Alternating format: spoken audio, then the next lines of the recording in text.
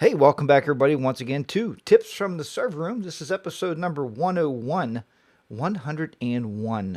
for November the 24th, 2015. I'm your host, Jack, and I'm going to guide you through this magical world of connectivity, networking, servers, from anything from Linux. We've done a little bit of Linux, not a whole lot.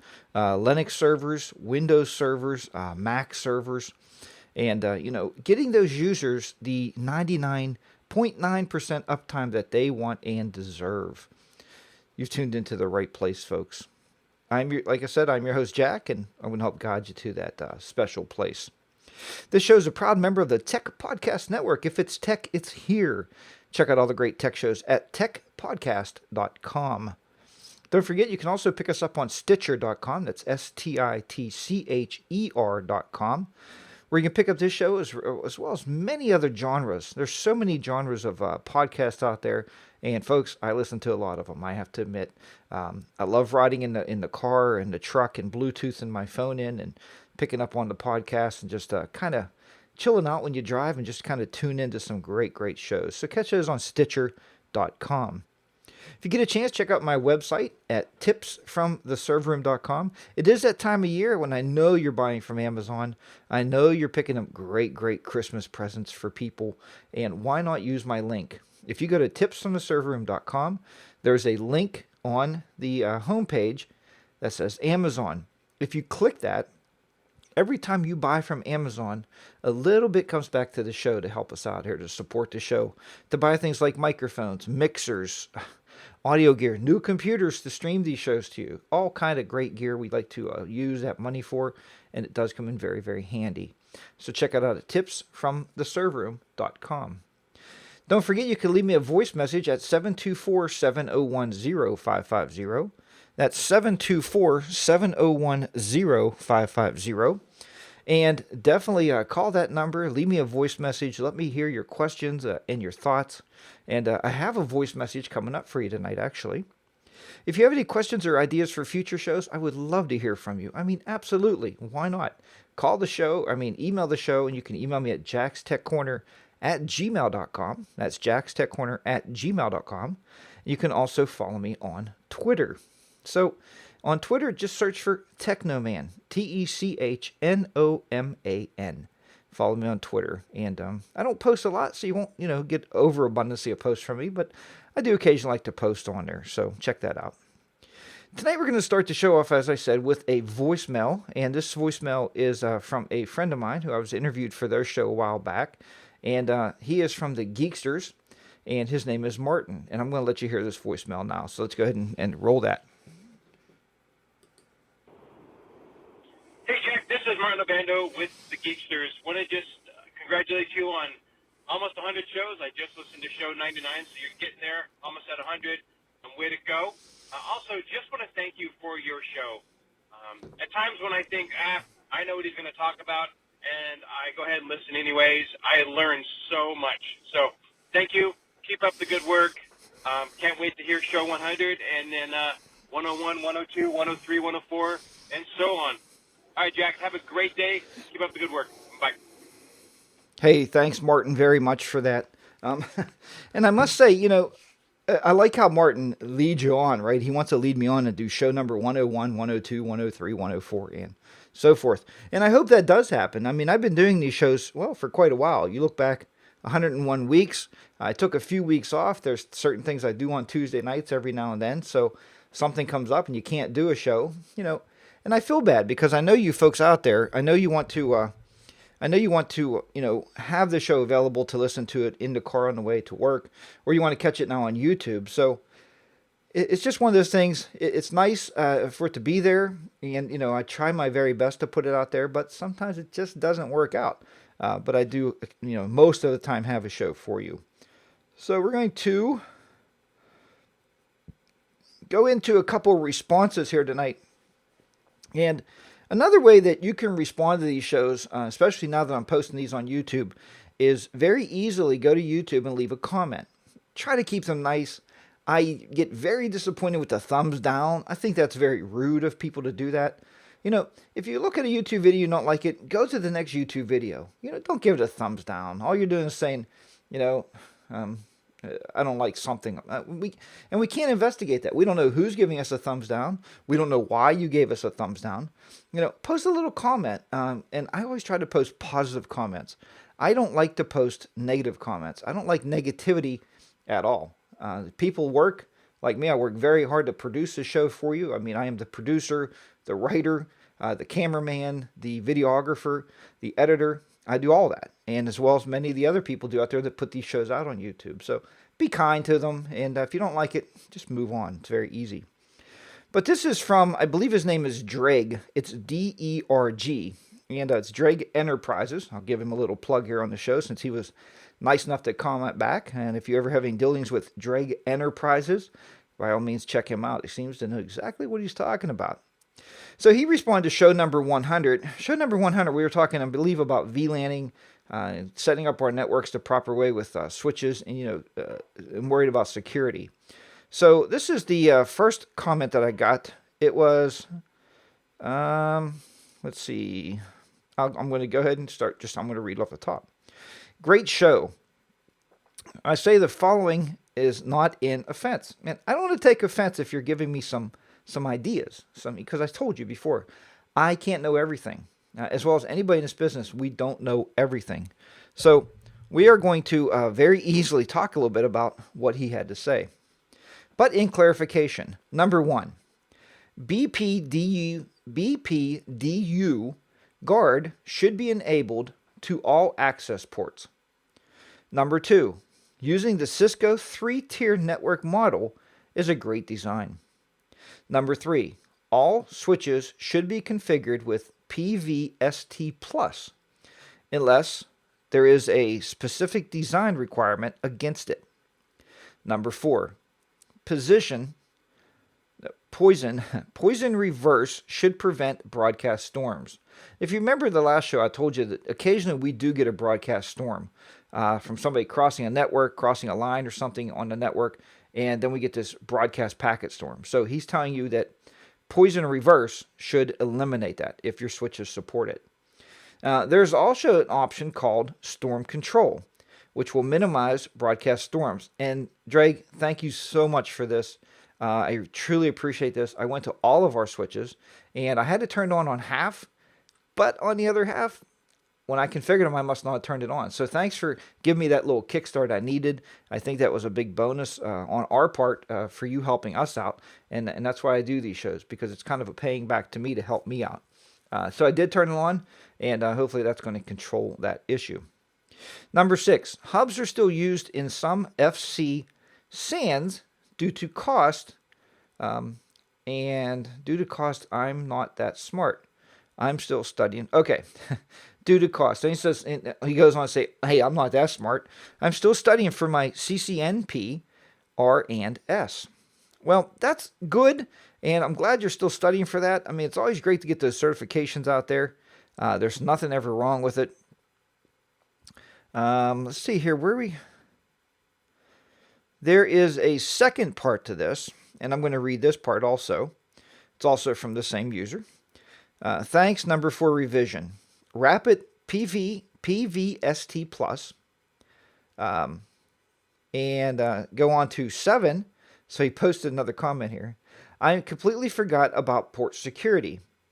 With your situation, I would consider port security limited to only one MAC address, or 2 if trunked with a VoIP phone, and log only, don't shut down. Educating users the dangers that happen with non-approved network devices. That could be a show in itself. And we've talked, I think we're going to do an actual recording together. We're going to do a Skype call, and I'll record that, and then I'll bring it to you folks on the show here. We're going to play it for the show. I'm sure a lot of this is you already have in your mind, but your listeners may not. And you truly might not. You might not have all this in your mind thinking about this. We have thought about MAC limiting certain ports to certain MAC addresses, but our problem is in education you're so vast, and we also have a BYOD policy, and it's called a bring your own device policy. So we have students bringing in stuff like their iPhones, their laptops, tablets, Kindle devices.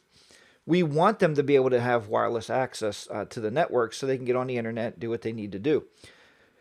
If we limit it by MAC address, and we talked about it, we would have to have a way to capture all those MAC addresses and bring all those back into us so we can actually record all those MAC addresses in.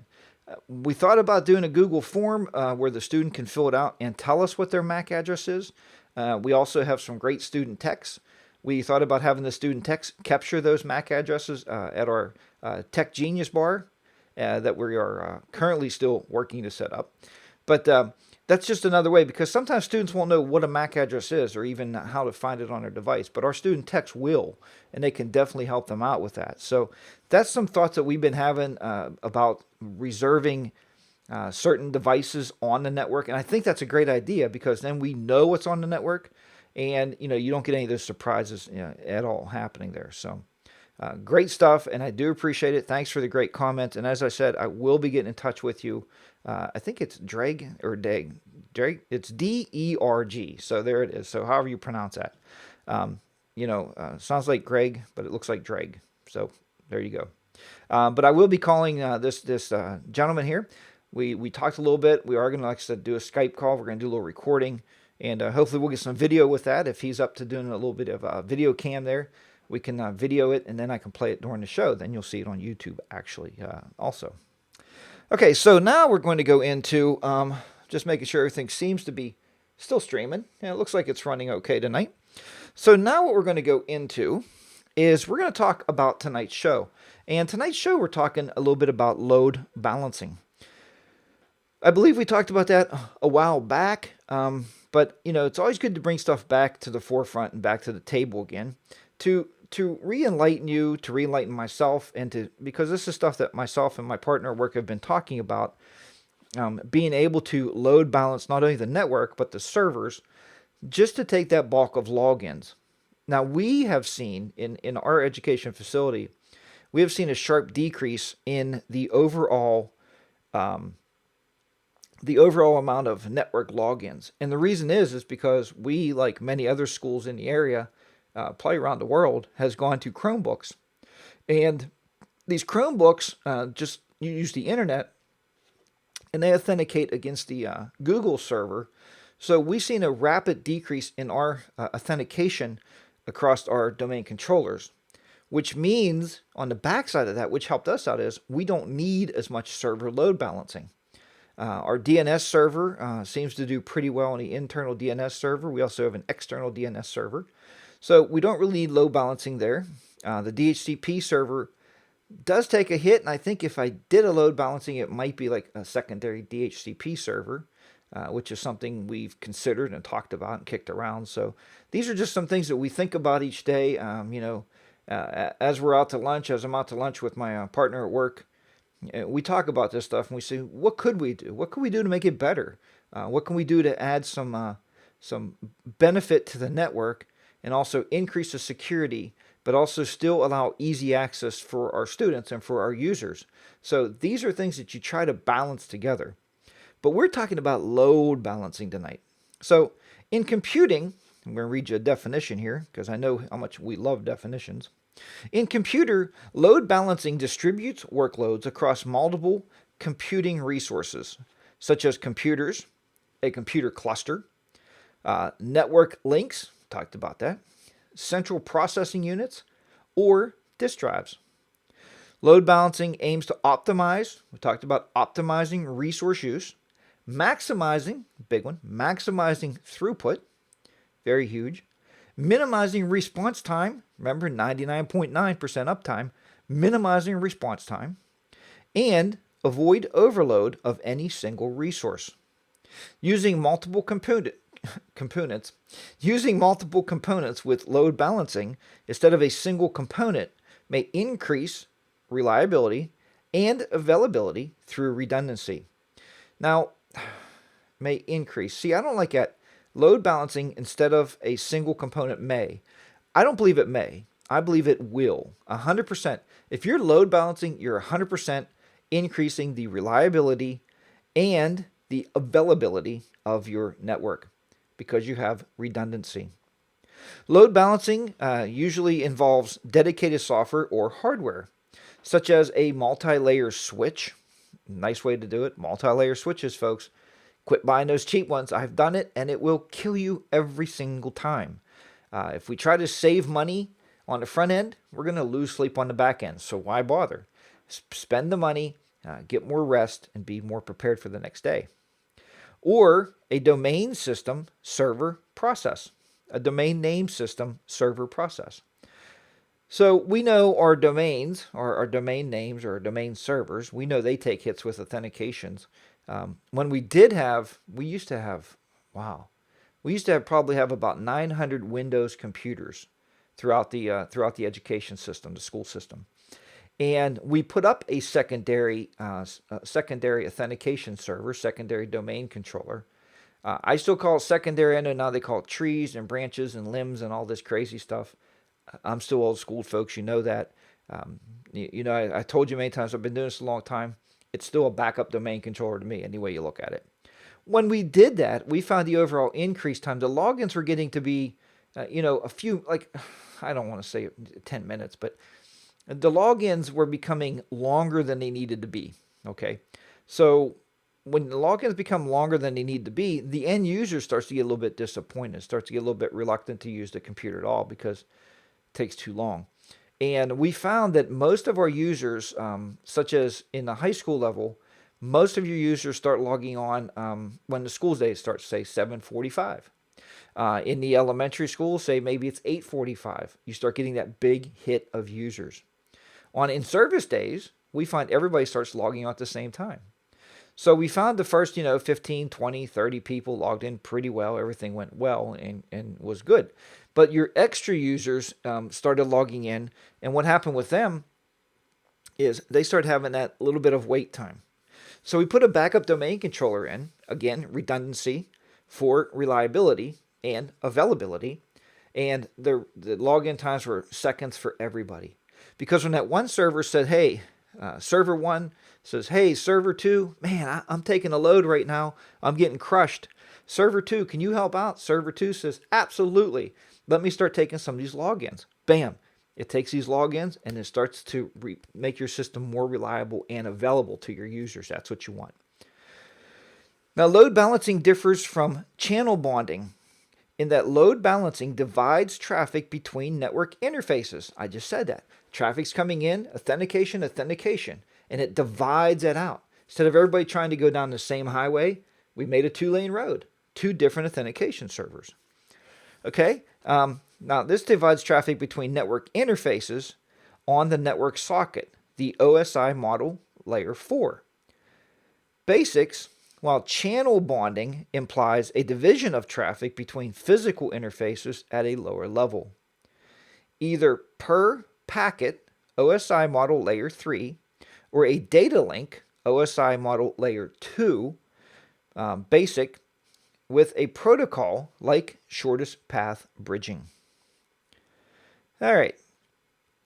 Now, one of the most commonly used applications of load balancing is to provide a single internet service for multiple servers, sometimes known as a server farm. If you use one-on-one internet services, if you use GoDaddy, if you use any of the big names, Amazon is now hosting web pages and doing storage and backups. Those are what's known as server farms. Multiple internet connections to multiple servers, balancing out the overall load. Very, very easy to set up. But in offices, in businesses, not the number one priority that I would have, because all of our servers are serving internal connections, not external connections. But we still basically have a server farm. Think of it this way. Anytime we were looking at our servers today and going over the total network connections, and I had one young gentleman say, I didn't know there was multiple network connections in that server. And I said, sure there is. Some of our servers have 6 NICs, or 6 internal network cards. Some of our servers have 12. The reason that is every time you set up a virtual machine, you can give each virtual machine its own actual hardware network card. It's a lot better way to do it. Not to say that you can't set up VMware. And if you take my class on VMware ESXi 5.5, I explain it in there where you can set up multiple virtual machines on one network card, but now you're popping that traffic through something that's crisscrossing in there. And it works really well. I don't know how it works, but I would say that um, we need to actually be able to, and I'm just seeing here if everything still looks pretty kosher. We need to be able to have each virtual server on its own NIC, because then everything's nice and streamlined. So that's kind of what they're talking about here. Now, commonly load balanced systems include popular websites. Websites, wow, they're load balanced, right? Tips from the server room, I have that load balanced over 7 servers because I get so many hits every day of the week. Okay, I'm lying to you. My servers are actually virtual or hosted services or hosted servers, and they're actually residing on one-in-one.com. That's where they're hosted.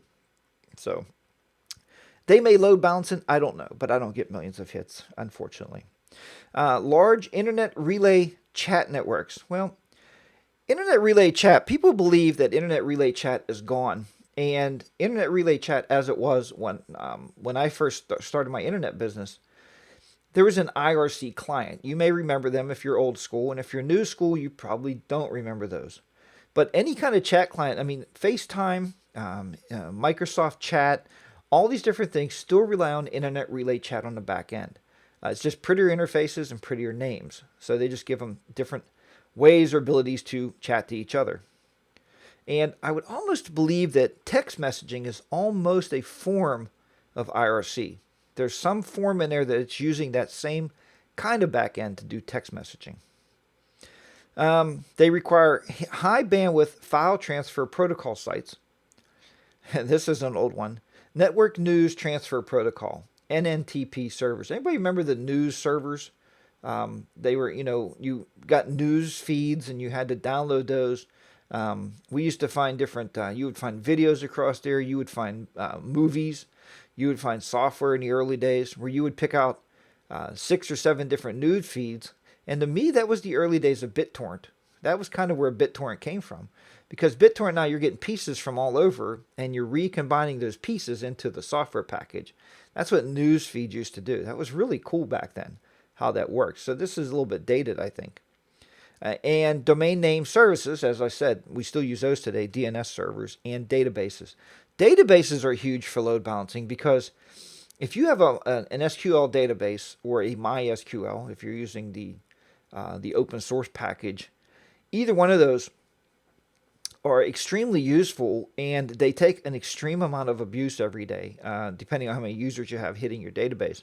So if you can load balance that, then that's always a good thing to be able to do. Now, for internet services, the load balancer is usually a software program that is listening on the port where external clients connect to access services.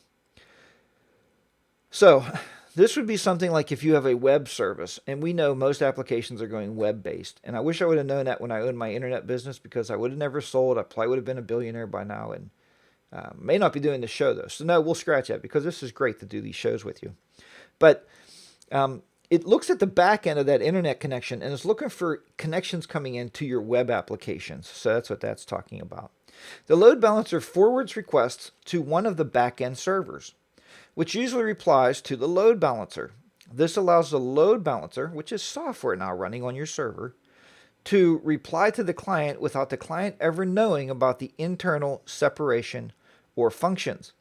It also prevents clients from contacting back-end servers directly, which may have security benefits by hiding the structure of the internal network and preventing attacks on the kernel network stack or unrelated services running on other ports.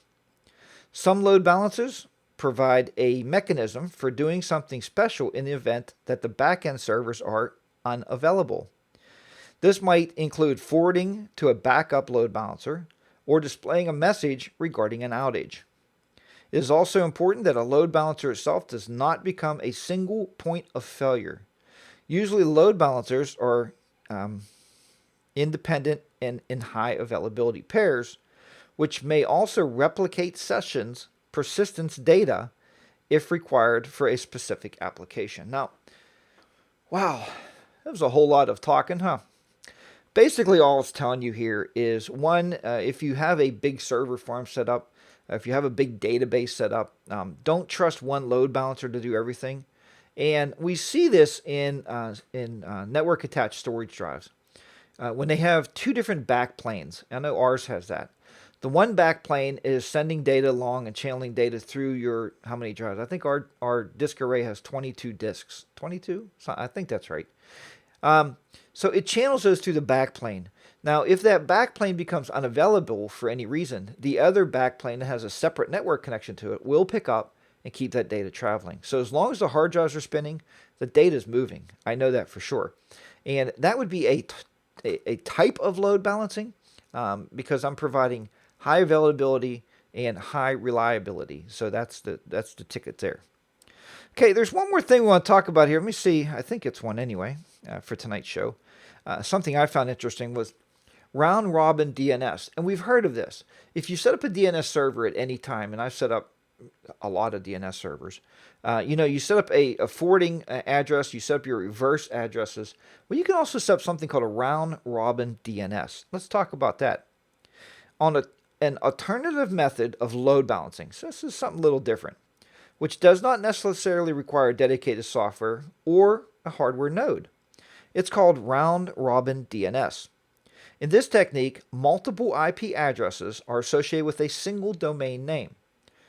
If you use Google Apps, get ready for a large setup. When I did our DNS servers for Google Apps, it took me almost an hour to type in all of the DNS names that is associated with Google Apps because we can never provide our users or our administration, our clients, or our CEOs, our workers, whatever you have.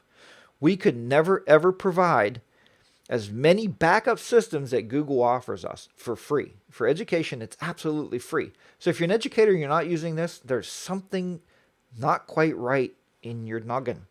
Just saying.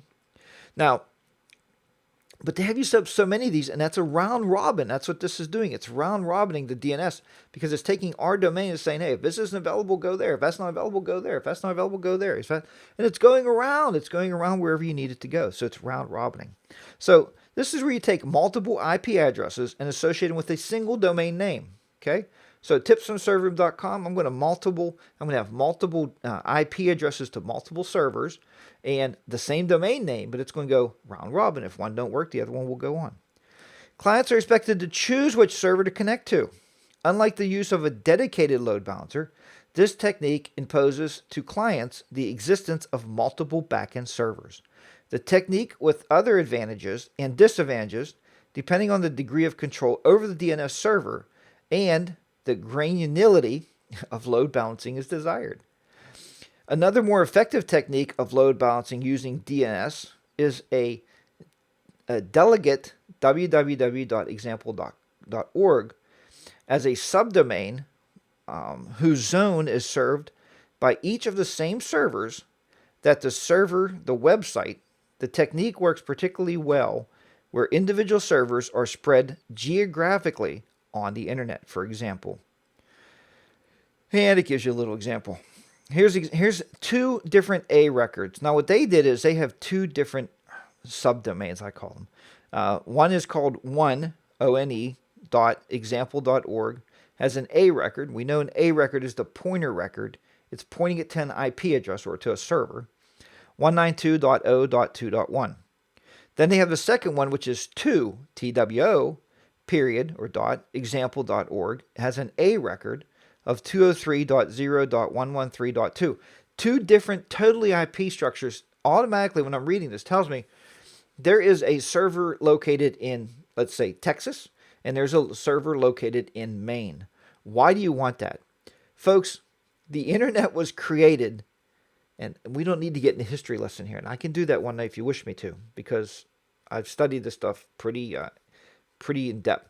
But the internet was created way back during World War I. And the reason it was created was, it was invented before then, but it was actually put into use by the U.S. government because they were afraid of a nuclear explosion. The internet has point-to-point-to-point, multiple point, cross points, and checkpoints to make a connection on the internet. If a router finds one route that's down, it will get rerouted to another route, and it will get rerouted again. So the idea was, you can blow up our phone systems, you can take those out, but you can never take down the internet. Now, have I seen it recently? We've lost parts of the internet. We've lost the East Coast before, where I live. We've lost the West Coast sites before, where you would be on the East Coast and you couldn't contact the West Coast sites.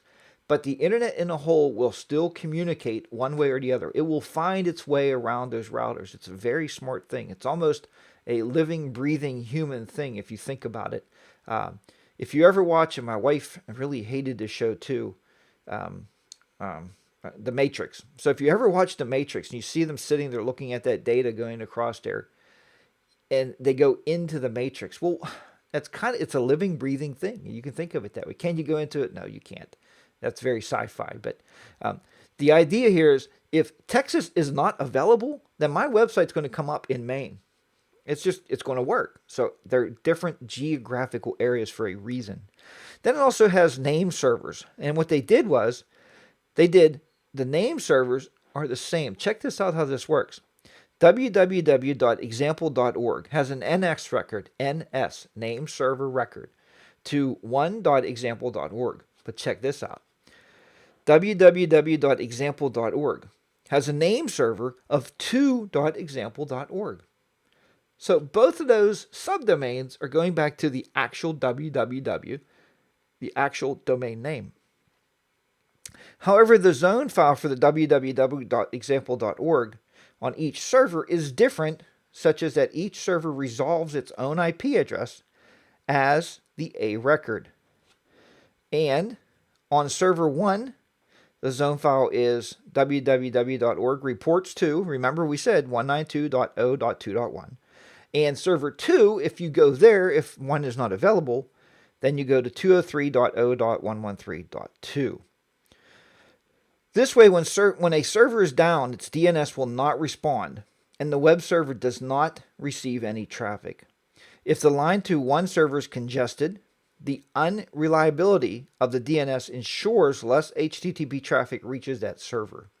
Furthermore, the quickest DNS response to resolve is nearly always the one from the networks closer to the server. That makes sense.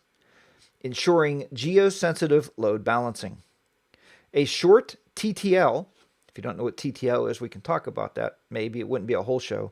It's time to live. How long is that signal going to live before the server goes, okay, 1, 2, 3, that's enough, forget it. That's your time to live, your TTL. On the A record, helps to ensure traffic is quickly diverted when the server goes down. So as soon as it says 1, 2, 3, I don't have it, go, and it sends it on its way. That way your user sitting looking at that web page just got like, come on, and you get that little spinning thing on there, and no, it's gone immediately. So you may want to set your TTL lower, 1, 2, whatever. Okay, consideration must be given the possibility that this technique may cause individual clients to switch between individual sessions in individual servers in mid-session. Because if one has too long time to live, they may switch to your other server. So that's kind of where we're at there. So that is about it for tonight, I think, on load balancing. I think we covered everything we need to talk about tonight. So, folks, I hope you've enjoyed this session of Tips from the Server Room. As I said, I've been here a long time with you. I've been giving you as much information I can share with you. But get those voicemails in. That's huge. We talked about that today at work, and my buddy says, well, that would definitely help the show out to get voicemails. And it does. It gives me something to respond to, gives me something to play in between. Like I'm talking, I'm trying to stay alert and alive here with you and trying to keep talking through the whole, 40 minutes or so of the show. And folks, remember I told you earlier about that Amazon link? Well, please use it. This time of year, you're buying presents anyway for everybody, so please use that. You can check that out. Go to tipsfromtheserverroom.com. Click on the Amazon link. Make sure you deactivate your ad blocker. Very important. If you have an ad blocker running, deactivate it. Use that link and then make your purchases. Doesn't cost you anything more. And folks, if you want to learn more about Windows Server 2008, I know you do, Windows Server 2012, or VMware ESXi Server, from install to administration, please sign up for one of my courses today at tipsfromtheserverroom.com. Look at the online class link at the top of the page. Click on that. Take the course, folks. I mean, they're self-paced. Watch a little video. take a couple question quiz, and you move on. Once you finish, I will mail you a certificate in the mail, and definitely be happy to do that. And we've had thousands, not thousands, probably to be exact, well, maybe 1,000 people so far taking the course. They've all been extremely pleased. I've had one gentleman take all 3 of the courses. He said he was so happy with the Windows Server 2008 course that he jumped up. He took the 2012. Then he figured he wanted to virtualize, so he took the ESXi course and learned how to do that. So, hey, he earned the 3 certificates. He said it helped him in his job. It moved him up a little bit in his job classification where he works, so that's a good thing. You can't ever knock a little bit of continuing education. The courses are very inexpensive. I can tell you off the bat, you don't have to go searching for it and say, wow, I wonder how much it is, and sign up and say, I can't buy this.